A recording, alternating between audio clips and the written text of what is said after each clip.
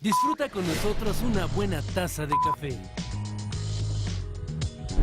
Uno casi puede predecir que va a aumentar en los homicidios y la violencia.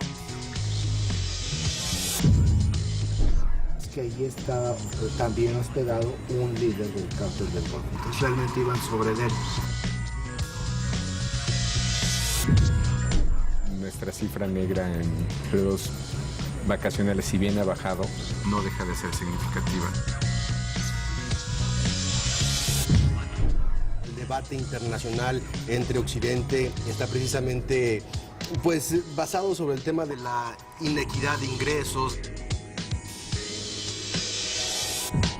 Mejor debate y un sofisticado análisis. Con la información de primera mano, la degustamos con una buena taza del primer café.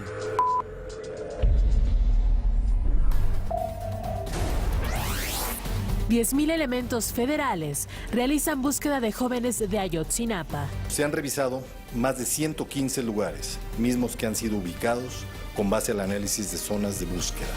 Ello con información de inteligencia por objetivos ya determinados. El gobierno federal se compromete a reparar el daño a las víctimas del caso Iguala. Atendiendo a nuestras disposiciones legales y diversos protocolos internacionales, el gobierno de la República reparará integralmente el daño a las víctimas u ofendidos. Aprueba la Cámara de Diputados la Ley de Ingresos de 2015. Conceden amparo al exgobernador de Tabasco, Andrés Granier Melo. Sin embargo, no saldrá de prisión. Ejército de Burkina Faso disuelve el Parlamento y asume el control de ese país.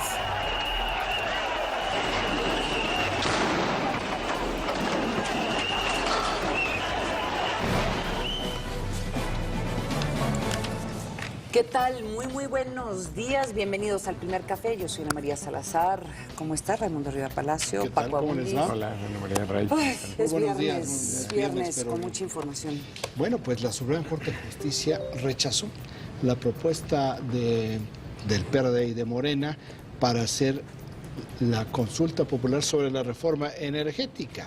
Y dijo que si la izquierda quería cambiar la ley, pues la ventanilla era el Congreso, no la Suprema Corte de Justicia. Por supuesto que la izquierda pues se incendió. Sí, Andrés claro. Manuel López Obrador los acusó de corruptos a los ministros de la Suprema Corte. Hubo el Cuauhtémoc Cárdenas, sacó un desplegado y está pidiendo que lleven a juicio a los ministros de la Suprema Corte. Hubo voces en la izquierda que pidieron que a la ministra Olga Sánchez Cordero, que elaboró el proyecto, pues le quiten la medalla a Belisario Domínguez. Hay una enorme diferencia cómo la procesó la izquierda frente al PAN, que el día anterior también le fue rechazada una petición de consulta popular sobre salarios mínimos. Y el Lo que presidente Navarrete la quiere llevar a la Corte Interamericana. Bueno, entonces lo que hizo el PAN fue asumir que las decisiones de la Corte son inatacables, les guste o no les guste, y la izquierda, como ya lo sabemos, cada vez que las cosas no salen como quieren, pues quieren seguir el pleito. Lo interesante de alguna de esas declaraciones es que dice que hay que recuperar el Estado de Derecho. Exactamente, que cuestionan precisamente el Estado de Derecho, pues las decisiones no se apañan. Y bueno, el Estado de Derecho sigue siendo muy criticado sobre México, sigue siendo muy criticado en el mundo. Ayer volvieron a dar una conferencia de prensa en la noche, los funcionarios del gobierno federal, encabezados por Tomás Herón, que es jefe de la Agencia de Investigación Criminal de la PGR. Podemos decirles que prácticamente en lo que fue su exposición no dijo absolutamente nada nuevo, como en esta ocasión sí permitieron preguntas de la prensa. Hubo preguntas muy pertinentes que produjeron información, ¿verdad? Sí. Entonces, ¿qué es de las cosas que le preguntaron y que dijeron? Pues confirmó que el fiscal y el secretario de Seguridad Pública de Guerrero fueron a la PGR a declarar en calidad de testigos, con lo cual también se abrió la puerta para que el exgobernador Ángel Eladio Aguirre o el gobernador con licencia Ángel Eladio Aguirre vaya a declarar cuando menos en calidad de testigo ante la PGR para que se empiece, como dijo la PGR en este caso a los funcionarios, para que de acuerdo con lo que instruyó el presidente no haya cabos sueltos en la investigación y se aporte toda la información posible. También el jefe de la Agencia de Investigación Criminal dijo que hay 10,000 agentes federales buscando a los 43 normalistas de Ayotzinapa que no aparecen desde la noche del 26 de septiembre. Esto significa que hay un promedio de 232 agentes federales por cada normalista desaparecido. Es una búsqueda masiva la que está haciendo el gobierno federal y no los encuentran. Y no saben en dónde se encuentran. Bueno, pues el tema, por supuesto que sigue en el país informativo de la agencia Intérite, aunque el primero, y aquí ya se empieza a normalizar el equilibrio en el balance de la información, lo tiene con 22%, la aprobación de la ley de ingresos por parte de la Cámara de Diputados, donde ya se recorta 8,000 millones de pesos por el ajuste a la baja de $2 en el barril de petróleo para el presupuesto del próximo año. De acuerdo con los expertos, con esta ley de ingresos, los números para el próximo año sí le salen a la Secretaría de Hacienda. Ahora va a empezar el pleito por el presupuesto. Ya se sabe cuánto va a entrar, ahora cómo va a salir. Viene la negociación política de todos los años. 20% de los impactos, la Comisión Interamericana de Derechos Humanos, que recibió una delegación de funcionarios mexicanos para hablar sobre el caso de Ayotzinapa, pues dijo en voz de su presidente, Emilio Álvarez y Casa, mexicano, Álvarez y Casa, que en México se vive una grave crisis del Estado de Derecho. Y horas más tarde, una respuesta directa, no personalizada del secretario de Gobernación, Miguel Ángel Osorio Chong, dice, sí, estamos viviendo la crisis más seria del sexenio del presidente Enrique Peña Nieto. Esta respuesta del secretario de Gobernación tiene 19% de los impactos en el PAI informativo que nos proporciona la agencia Intérite. Estos ya son 39% de los impactos relacionados con Guerrero. Y el siguiente tema, que es 18% de los impactos, podemos decir que también está directamente relacionado con este tema de Guerrero, que es, una vez más, el señalamiento del presidente Enrique Peña Nieto en una reunión con patrones del país a fortalecer las instituciones. Y digo una vez más porque hace aproximadamente un mes, ante empresarios en Monterrey, dijo lo mismo. Hay una debilidad de instituciones y tiene que fortalecerse. Es decir, su mensaje ante los empresarios que están pidiendo un pacto de seguridad es: hay que fortalecer las instituciones. Esto es un reconocimiento de la debilidad institucional en materia de procuración y administración de justicia. Y el mensaje es distinto, porque decirlo en Monterrey, donde sí ha habido logros por parte de la fuerza civil, es decir, es dar una señal también de esperanza de sí se pueden mejorar las instituciones. Sí. En el contexto que estamos suena distinto lo que está diciendo. Y ya suena muy distinto porque en Monterrey el gobierno federal todavía decía que el tema era totalmente del orden de los guerrerenses. Sí. El quinto tema, 12% de los impactos. Bueno, ayer comentábamos cómo la contrapropuesta del secretario de Educación, Emilio Chaifeta, de la Cámara Politécnica, cambiaba los términos de la negociación. Bueno, no solamente sucedió eso, sino que provocó una enorme confusión dentro de los dirigentes del movimiento del Politécnico, que sigue en paro, y durante todo el día de ayer hubo declaraciones contradictorias por parte de ellos, y lo que terminan de decir al final de la noche es que si la Secretaría de Educación Pública no quiere aceptar sus condiciones, es decir, que vayan a negociar a una instalación dentro del Politécnico Nacional y que vayan los 3 secretarios de Hacienda, Gobernación y Educación, pues dialogarán con el secretario de Hacienda y el secretario de Gobernación.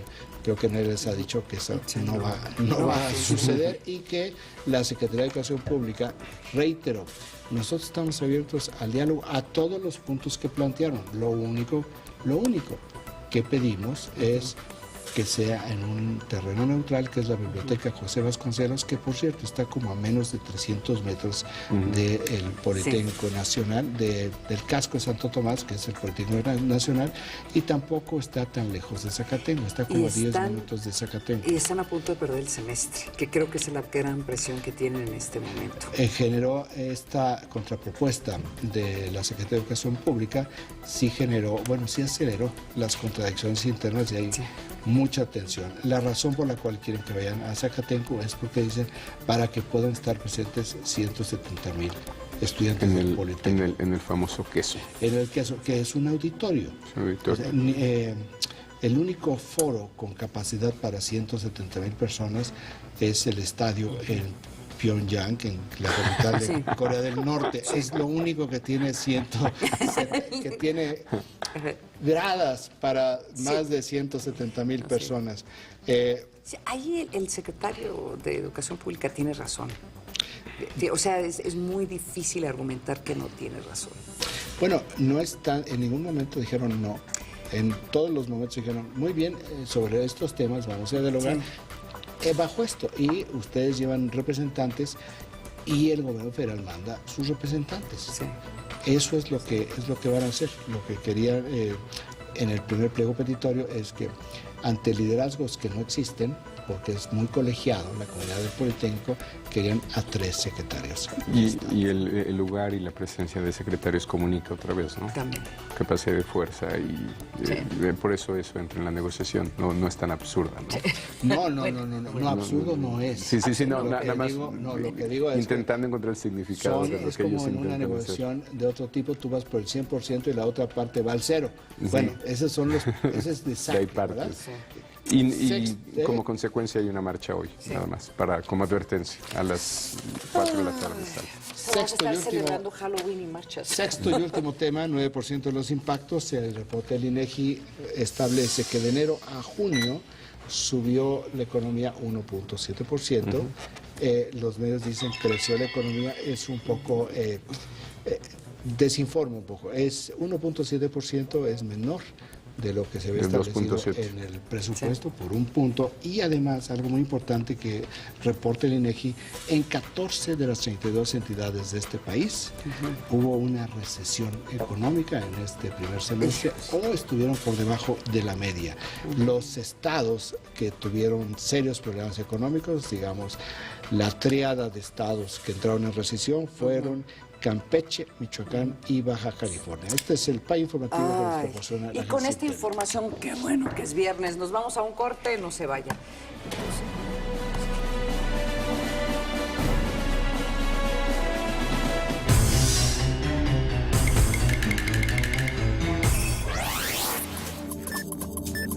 Día de Muertos.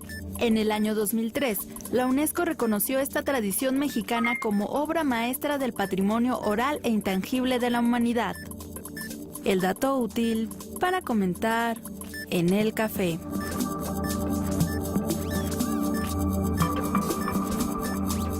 Poco a poco se ilumina el camino. La gran fiesta de los muertos, Hueymicaehuitontle, ha empezado. Un gran árbol es adornado con hermosas flores de cempasúchil, papel y largos cordeles. Y en la cima, un azteca es el dios de la guerra, acompañado por fieros guerreros. En la tierra, comida y vino complementan el ritual para la ofrenda del renacimiento. 2 de noviembre, Día de Muertos, una tradición con sabor a historia. El primer paso es ir a tu clínica. Bájale a las grasas, al azúcar y a la sal. Haz ejercicio y toma mucha agua. Chécate, mídete, muévete. Recuerda, más vale prevenir. No surgí por dinero de nadie. Lo único que hago es protestar. Mi historia sin mí. La vida es cine. Sábado 23 horas.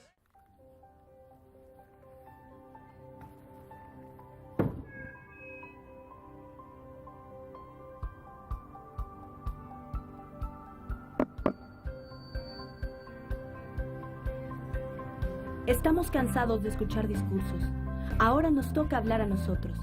Entra a nuestra página y únete a un partido que quiere ser la voz de los que no tenemos voz. El podio es tuyo. Encuentro social.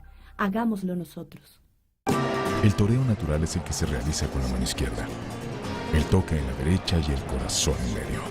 Felipe Sassone. La fiesta taurina en México es una de las manifestaciones más antiguas y profundas de nuestro ser mestizo. Muy buenas noches, amigos. Bienvenidos a este ruedo llamado México Bravo. Para ser bravíos, hay que nacer bravíos. México Bravo, lunes 23 horas. Proyecto 40. La Suprema Corte pone a tu disposición el buscador jurídico avanzado en materia de derechos humanos. Este motor de búsqueda para Internet contiene las sentencias de la Corte Interamericana de Derechos Humanos, así como sus criterios y jurisprudencias. Consúltalo www.supremacorte.gov.mx. Tus derechos están protegidos por la Constitución y la Constitución por nosotros. Suprema Corte de Justicia de la Nación. Salvaguarda de tus derechos. Para salvar al planeta, es importante conocerlo. Fusión Salvaje, lunes a viernes, 19 horas. Proyecto 40. Producto de salud, la diferencia es la caja, güey. ¿Cuál es la verdad detrás de estos medicamentos? Investigación especial, esta semana a través de Informativos 40. Proyecto 40.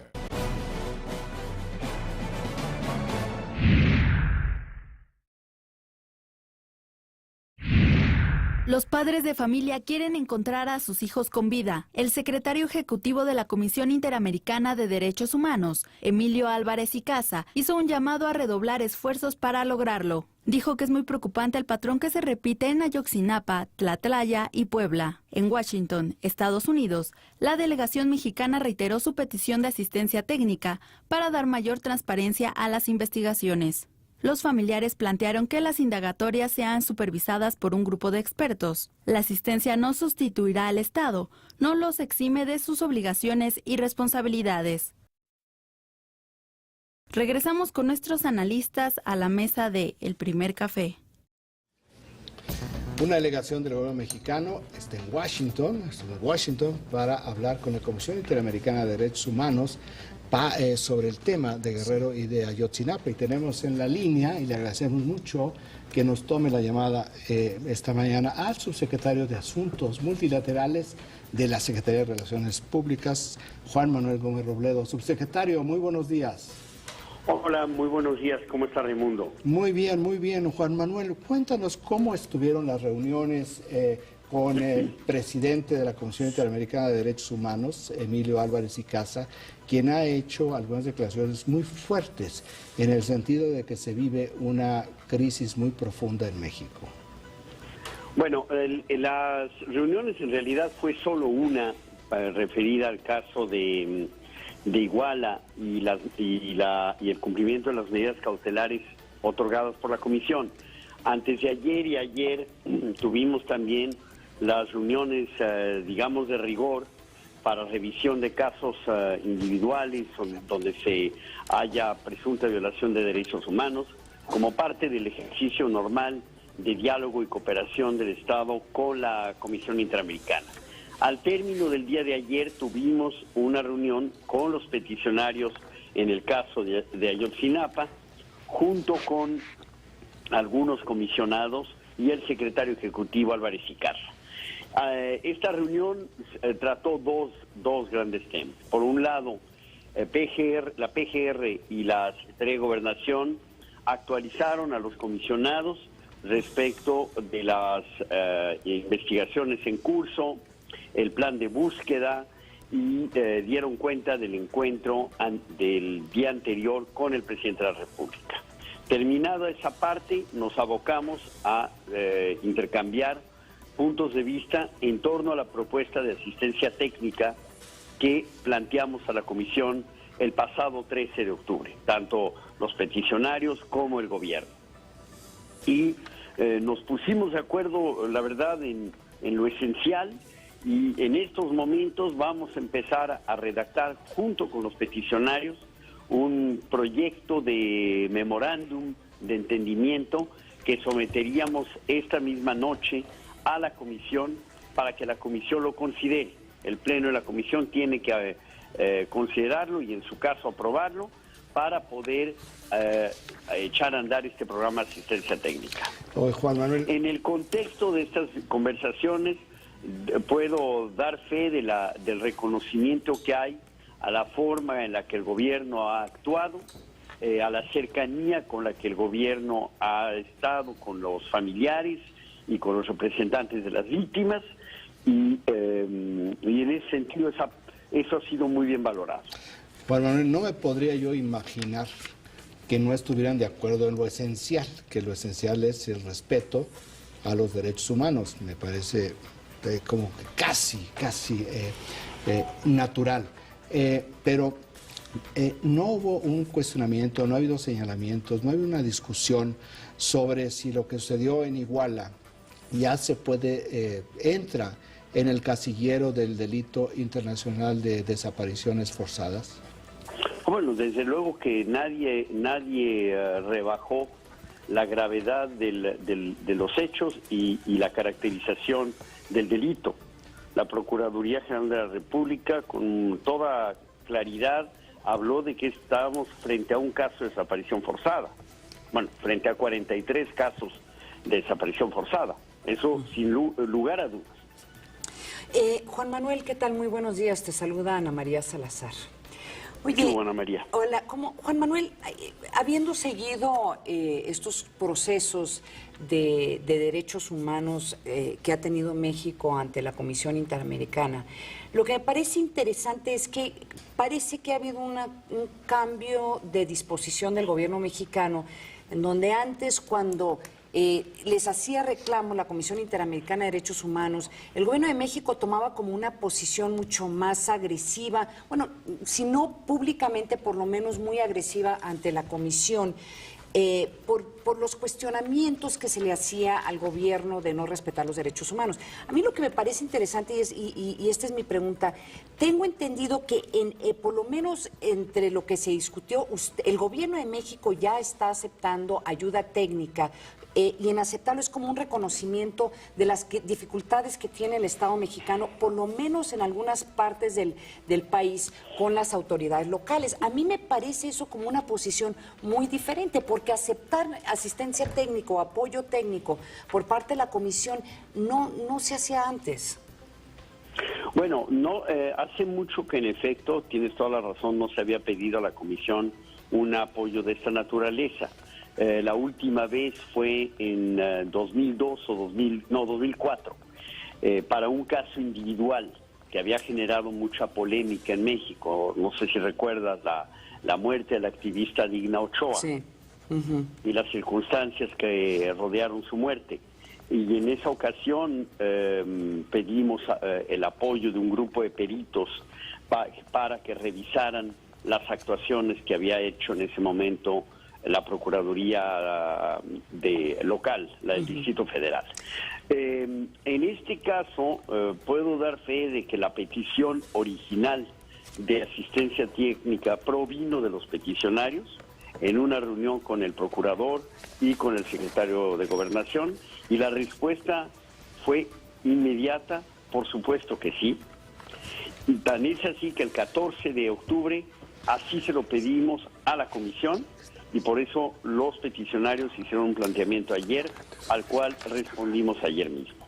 Entonces, yo creo que lo que tú dices, Ana María, acredita una actitud de absoluta apertura y transparencia, y eso es lo que queremos, que a través de esta asistencia técnica se acredite la apertura, la transparencia, la cooperación de México con los mecanismos del sistema interamericano. Por eso me parece tan interesante, Juan Manuel, porque esto implica, y yo creo que el auditorio tiene que entender que implica esto, de que van a venir peritos extranjeros a México y van a investigar no solamente, y dime si es incorrecto mi comentario, Juan Manuel, no solamente qué pasó a estos 43 muchachos y tratar de avalar si hubo una desaparición forzada, pero eso también implica que podría haber una sanción contra México de encontrarse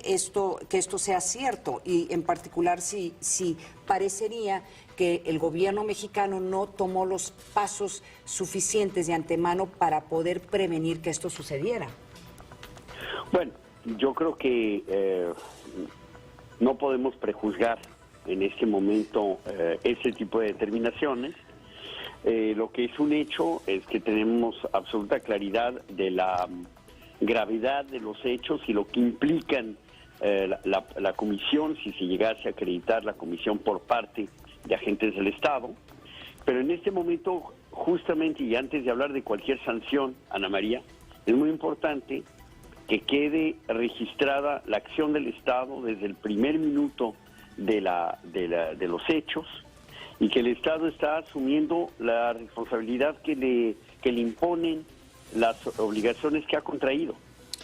Y eso es algo en donde ahí yo sí me atrevería a decir que hay un cambio muy importante frente a otras situaciones del pasado, en donde hay una absoluta apertura, transparencia y mucha contundencia, sin ambigüedad alguna, respecto de hasta dónde hay que llegar. Todavía lo dijo el presidente antes de ayer, se tope donde se tope. Y eso es algo que, en efecto, sí representa un cambio sustancial. Juan Manuel, aquí hay una imprecisión, si me permites señalarla. El Estado mexicano, el gobierno federal, no intervino en los asuntos de Guerrero durante cuando menos 6 días. Recordamos muy bien la declaración del presidente Enrique Peña Nieto cuando dijo, y era un contexto en donde estaban las tareas de reconstrucción de Baja California Sur por el huracán Odil, donde dijo el gobierno federal está en Baja California Sur, pero el caso de Iguala es un asunto de guerrerenses.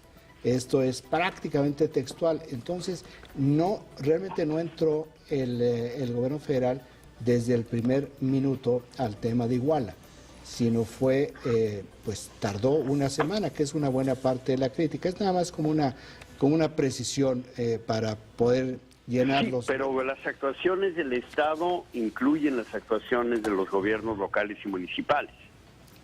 Ya vimos que el gobierno municipal no actuó y que el gobierno estatal tampoco actuó. Un poco, que es la gran crítica que hay. Tú eres un experto en materia de derechos humanos, muy reconocido en México y en el mundo, y te quiero preguntar en esa categoría, si lo que se ve en Iguala, porque tú decías si se prueba la participación de la autoridad, lo cual está aprobado por las propias cámaras de seguridad del municipio de Iguala, donde la policía municipal se lleva, no sabemos a cuántos, pero se lleva a varias decenas de estos jóvenes normalistas de Ayotzinapa. Si esto, y es la pregunta, si esto no se puede configurar como un delito de lesa humanidad bajo los criterios que establecen este tipo de delito. Pues yo no sé si podamos todavía llegar a esa conclusión. Se trata desde luego de una violación muy grave a los derechos humanos. El delito de desaparición forzada es además, como tú sabes, un delito de carácter continuado, que no prescribe y no cesa hasta tanto se dé con el paradero de la persona. Lo que es muy importante es que en este caso, independientemente de las distintas actuaciones en los distintos niveles de gobierno, lo que es un hecho es que el Estado se ha dado a la tarea de investigar y de detener a los presuntos responsables. Juan Manuel, en ese sentido, cualquier aseveración en torno a la impunidad no tiene cabida. No hay impunidad, puesto que hay detenciones muy importantes, bajo cargos muy importantes y con autos de formal prisión. Y dentro de ese universo de detenciones, que suman ya 56, hay un número muy importante de agentes del Estado, es decir, los policías municipales. Con este mismo espíritu de apertura con la Comisión Interamericana de Derechos Humanos, Juan Manuel, te pregunto si se va a aceptar la petición de competencia de la Comisión contra Desapariciones Forzadas del Alto Comisionado de Naciones Unidas para Derechos Humanos para que pueda actuar en este caso de Ayotzinapa. No, perdón que te pida que me repitas la pregunta. ¿Cómo que la petición de competencia? Bueno, esa parte no la entendí. El viernes pasado, si mal no recuerdo, en Ginebra, el Alto Comisionado de Naciones Unidas para Derechos Humanos le pidió competencia al gobierno federal para que su comisión contra desapariciones forzadas pudiera tomar contacto directo con los familiares de los jóvenes de la Normal de Ayotzinapa. Me pregunto si esto... Ya entendí, ya entendí. Mira, yo lo que he visto ha sido algunos comentarios frente al hecho de que México debe comparecer, lo tenemos ya fijado, el 2 de febrero del año que entra, ante el Comité de Desapariciones Forzadas de Naciones Unidas para sustentar el informe que presentamos a mediados de este año. Me imagino que el comentario tiene que ver con eso. No, es una declaración del vocero del Alto Comisionado en Ginebra el viernes pasado, donde pide competencia para el caso específico de Ayotzinapa. Pues perdón, no lo tengo registrado. Muy bien. Una última pregunta y de nuevo, Juan Manuel, muchísimas gracias por acompañarnos esta mañana.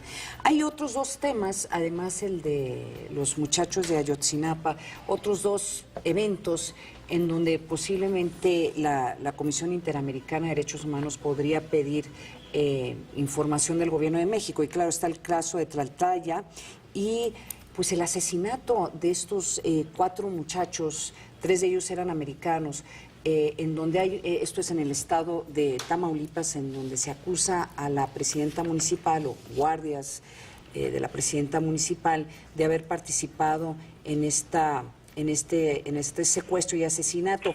¿Ha habido algunos comentarios? ¿Hubo algunas preguntas por parte de los comisionados en relación de estos dos temas en particular? No en relación con los acontecimientos de Tamaulipas, absolutamente nada a lo largo del día de ayer y del día anterior.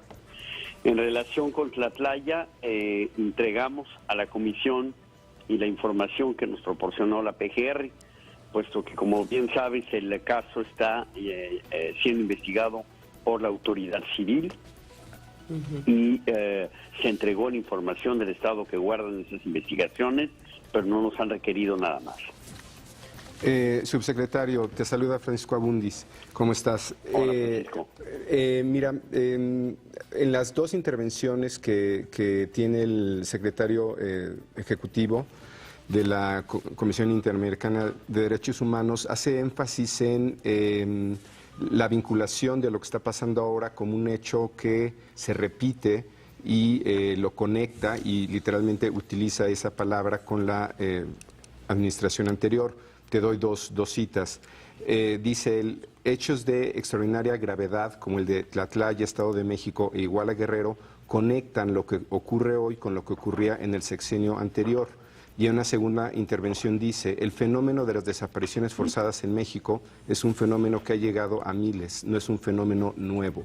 Este énfasis del secretario ejecutivo, ¿crees que tiene que ver con esta concepción que tú dijiste de el Estado mexicano responde por gobiernos locales, por gobiernos estatales y responde en el tiempo con su responsabilidad y va más allá de este gobierno? Bueno, no, a lo largo de las audiencias de ayer, yo diría que un patrón en los comentarios ha sido, por un lado, un enorme reconocimiento a los avances que se han registrado en los últimos años en términos normativos e institucionales a nivel federal, sin duda alguna, y al mismo tiempo expresiones muy claras de preocupación por lo que ocurre a nivel local en algunos estados.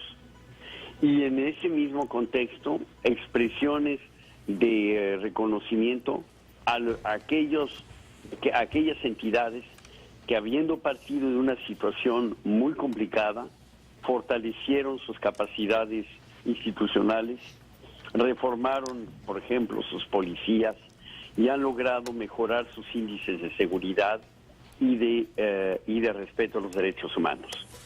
Entonces, de alguna manera, y eso recuerdo, por ejemplo, al comisionado Felipe González, decir, a lo largo de muchos años hemos sido testigos de un compromiso muy grande del Estado mexicano, representado por sus instituciones federales, para hacer una serie de cambios.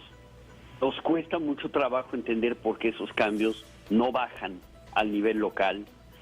Si bien entendemos la estructura federal de México, pero ¿por qué tarda tanto tiempo?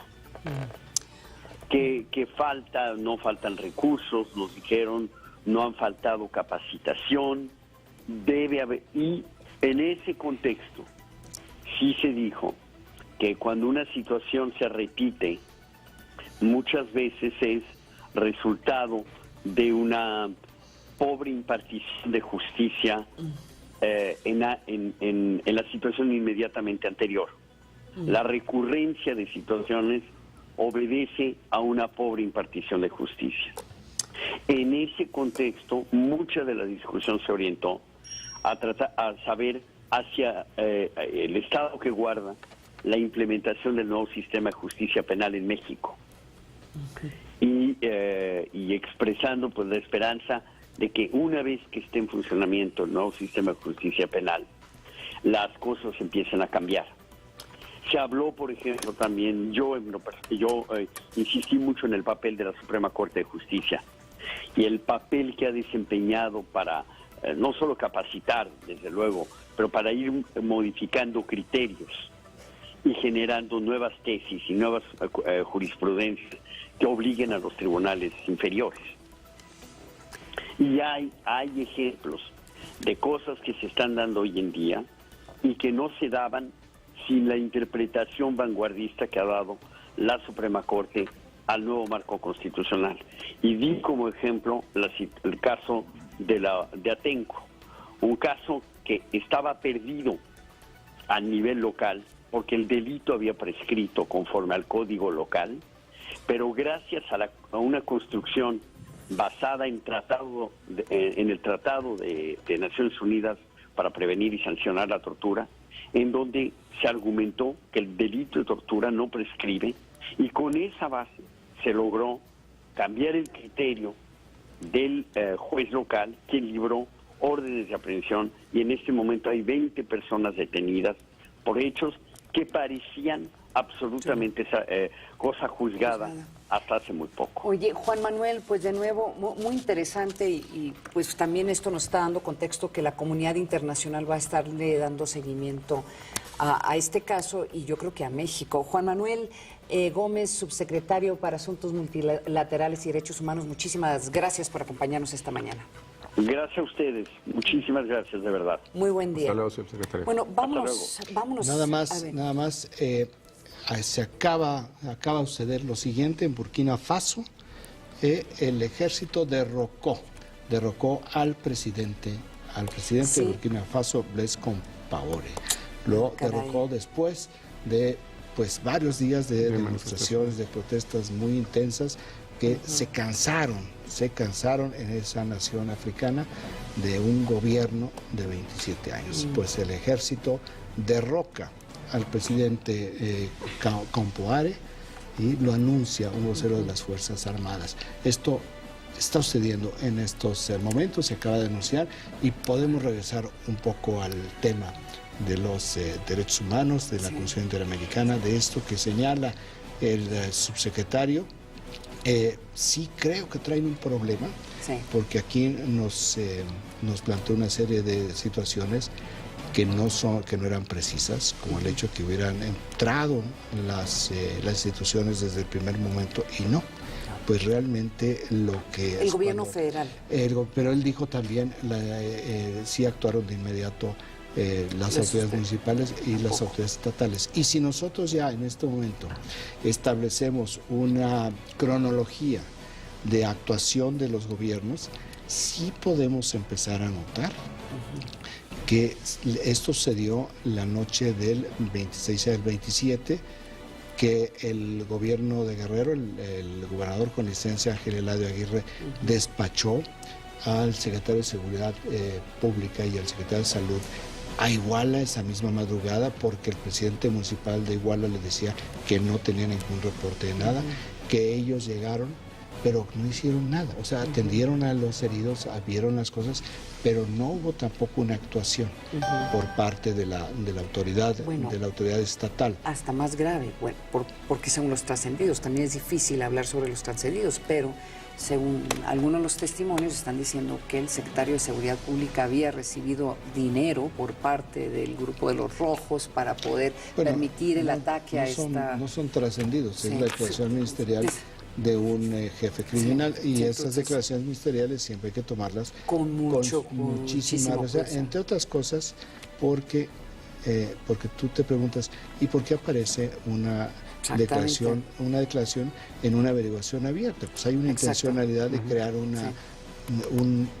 una idea. Yo no estoy defendiendo a nadie, lo que estoy diciendo es que si hay una autoridad que viola la ley y le entrega a la prensa una declaración ministerial en una averiguación abierta, pues hay evidentemente una intencionalidad para esto. Entonces te tratan de, cuando menos, te tratan de inducir hacia un lado. Por eso digo, hay que tomarlo muy con reserva esto, pero si regresamos para efectos de lo que está sucediendo en Washington y lo que va a suceder en Ginebra, a la ruta crítica que hicieron las autoridades. Y de lo que yo recuerdo, no hubo ninguna intervención de ningún gobierno.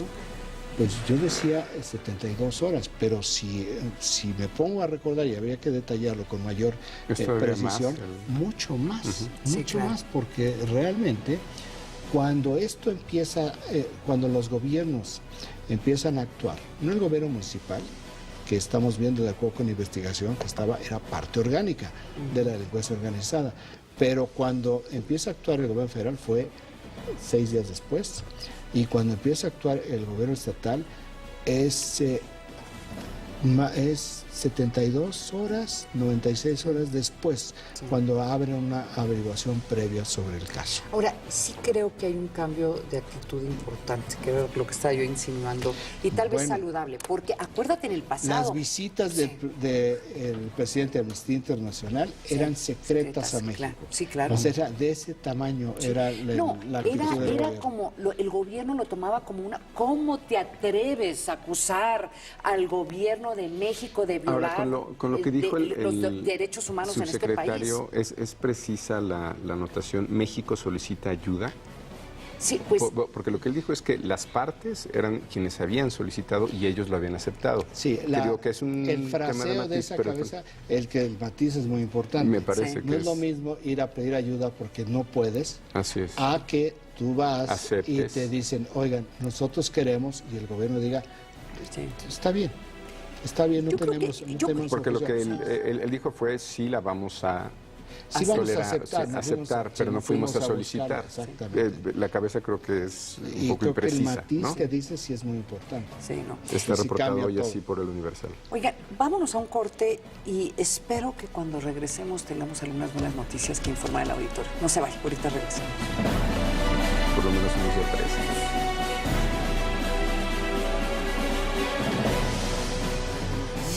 No se pierde el programa especial Diálogo Público, ¿Por qué no crece México?, promovido por The Aspen Institute México. Participaron Ricardo Hausmann, profesor de Desarrollo Económico de Harvard, y Luis de la Calle, ex subsecretario de Economía, este lunes a las 22:30 horas por la señal de Proyecto 40.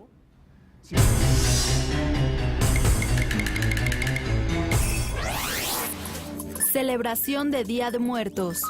Se estima una derrama económica de 1,000 millones de pesos. Se prevé un incremento en las ventas por más del 80%. En promedio, el consumo por persona será de 450 pesos. El dato útil para comentar en el café.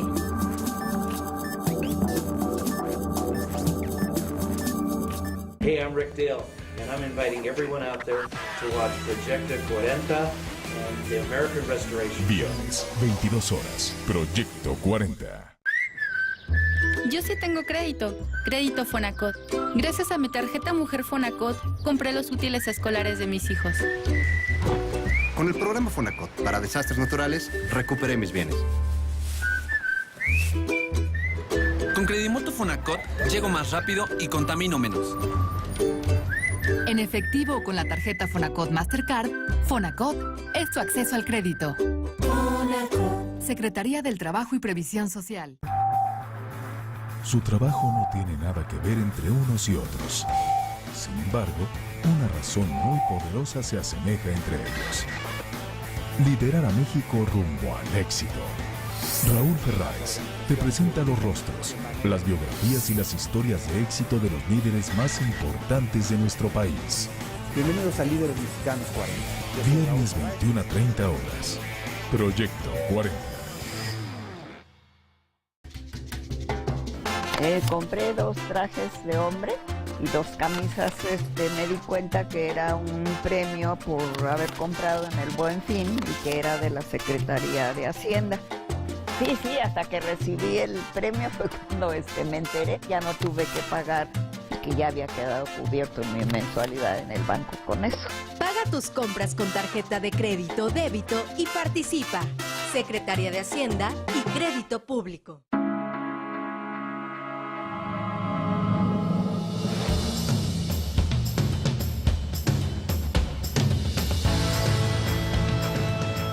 Su nombre está escrito con letras de oro, pero su historia se escribió con lágrimas, esfuerzo y pasión.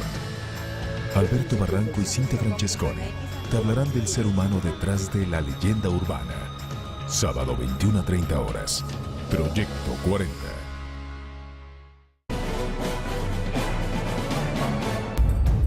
Un grupo de al menos 7 deportistas se encuentran en calidad de desaparecidos. Se conoce que los atletas realizaban una práctica en la carretera Ajusco-Jalatlaco cuando se perdió contacto con ellos. Dentro del grupo de personas no localizadas se encuentra la triatleta Fabiola Corona, ganadora de una medalla de oro en los Juegos Centroamericanos del año 2010.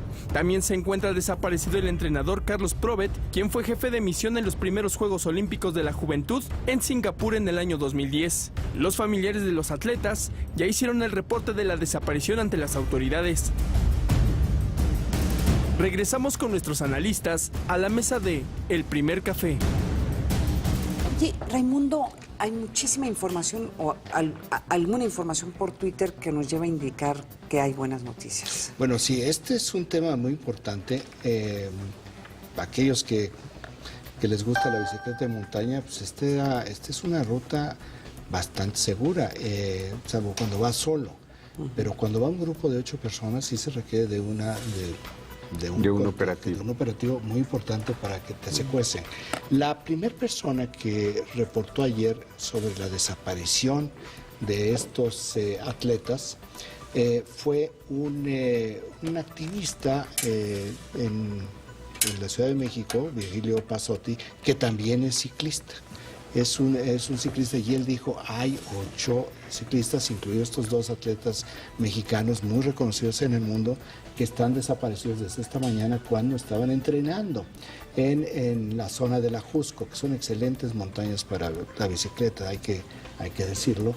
Y inmediatamente pues las autoridades entraron, la autoridad del Distrito Federal, la Procuraduría General de Justicia del Distrito Federal, y ya pocas horas después, ayer mismo, entró la Procuraduría General de la República, entró la CEIDO directamente a tomar el caso. Sí.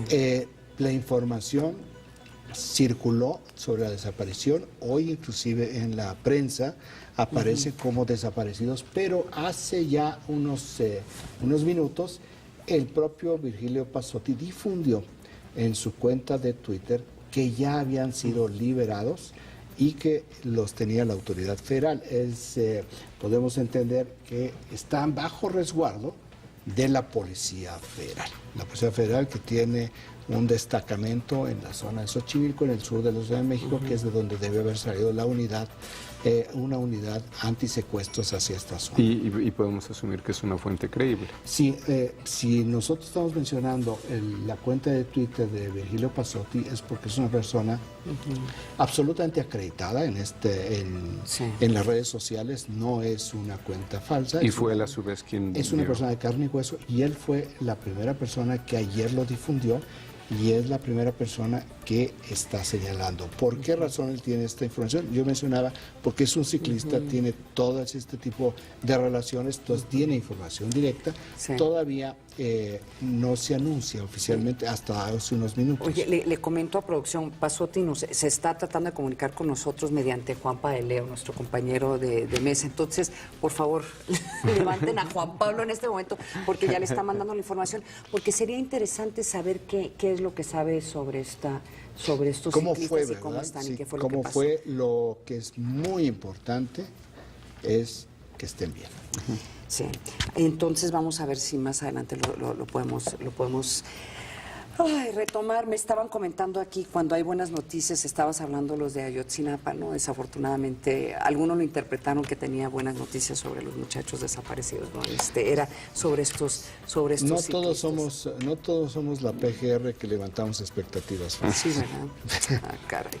Oigan, la enfermera estadounidense Cassie Hickok, quien fue puesta en cuarentena después de regresar de Sierra Leona, salió de su casa para dar una vuelta en bicicleta.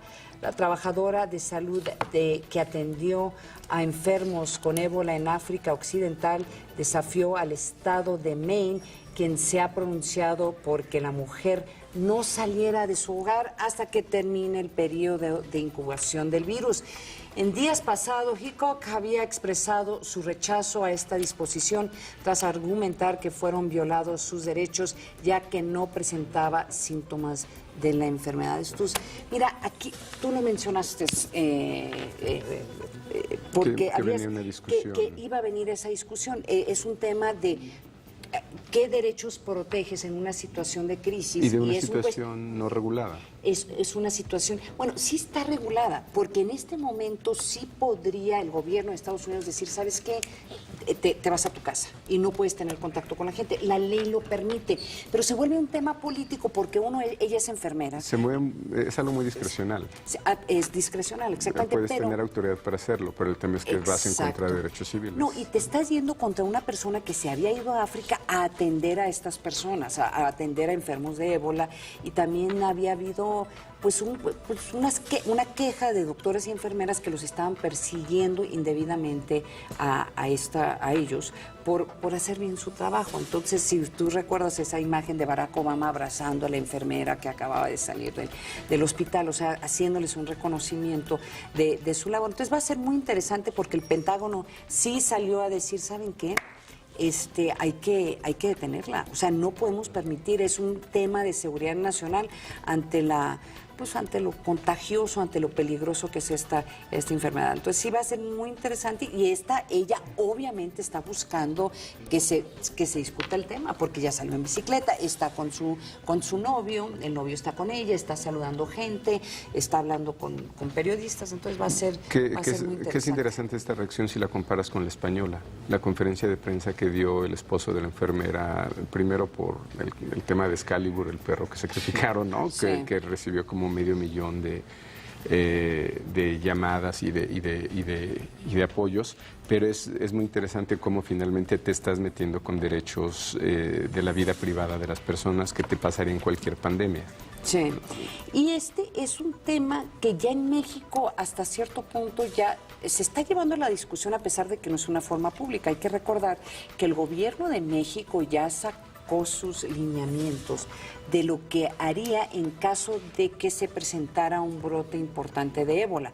¿Y cuáles son los pasos? Podría incluir tomar control sobre algunos espectros radiofónicos, televisión, radio, para mandar información y mantener informada a la población.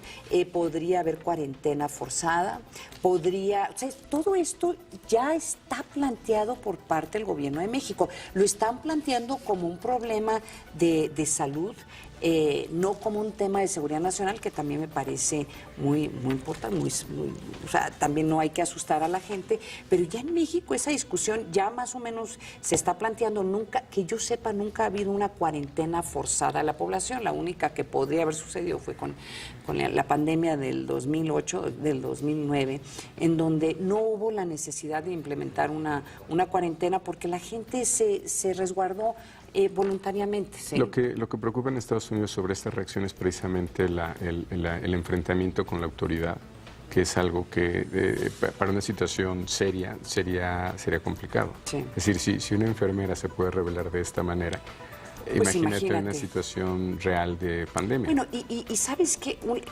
También uno asume que la enfermera tiene mucho más información que el resto de la población de lo peligroso o no peligroso que es esta enfermedad. Pero se refiere, que Paco, a la condición humana. Claro, ¿no? claro. Y que tiene respaldo público otra vez, Además. ¿no? Tiene la simpatía, pero a la autoridad le está preocupando porque si esto pasa con una sola persona, ¿qué sucedería si esto se pone serio? Sí.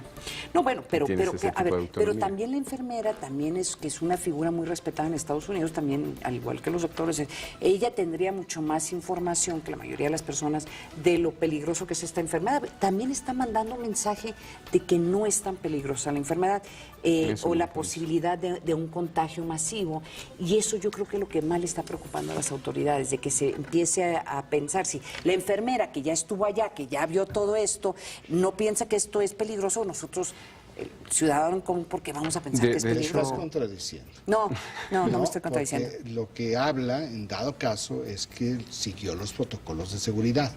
Y por eso no está... No que la enfermedad realmente sea como una gripa. O sea, yo entiendo lo que tú estás diciendo, de que, bueno, si dicen que esta fue y no pasa nada. Pero digo que te estás contradiciendo, porque si alguien dijo en un principio que tenía la impresión que había una ruptura en los protocolos de seguridad, ¿fuiste tú?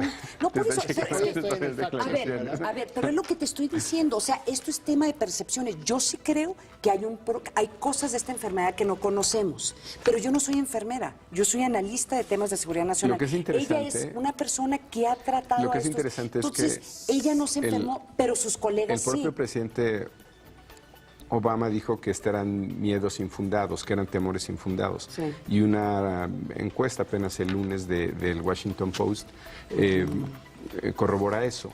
Es decir, que la gente está consciente que hay poco riesgo, que hay mucho más temor del riesgo, digamos, real, ¿no? Como tal. Y es precisamente lo que estamos viendo con esta expresión de voy a defender mis derechos. Sí. ¿No? Oye, cambiando el tema, porque si no vamos a entrar en una discusión con Ana María, que nunca pierde, parece de Jalisco. No, pero sí pierdo de vez en cuando, pero es muy de vez en cuando. Muy de vez en cuando, Raimundo, y menos los viernes. El que hoy perdió, y es una información que está saliendo en estos momentos, es un juez envió ya a la cárcel, un juez en España envió a la cárcel a Francisco Granados, que fue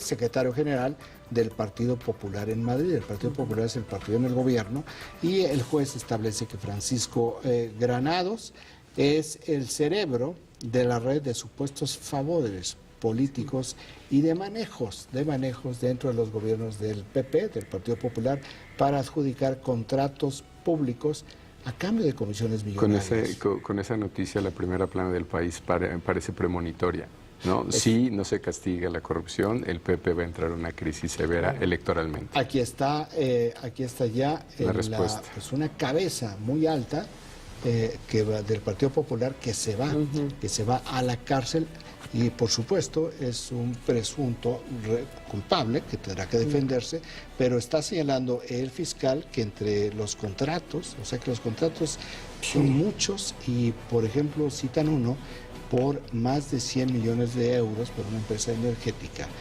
No se sabe todavía cuánto de estos 100 millones de euros fue una comisión, pero aún si fuera la comisión de 1%, sería 1 millón de euros para esta persona. Esto es parte de la operación púnica que llevan a cabo las autoridades españolas desde hace poco más de una semana, que tiene sacudido al sistema político de España, en un sacudimiento que yo recuerdo en los últimos 30 años únicamente en 2 países, en Italia y en Japón. Y lo más interesante es que es sobre el partido, no sobre funcionarios de gobierno, es sobre el partido. Es una corrupción institucional. Oigan, estamos a punto de iniciar el fin de semana aquí en el Primer Café, pero los queremos dejar con estas imágenes antes de irnos, donde lentamente vemos cómo avanza la lava del volcán Kilauea en Hawái y amenaza con llegar a poblaciones de la isla. Por ello, tropas de la Guardia Nacional realizan trabajos para proteger a los habitantes y controlar el desplazamiento de la lava.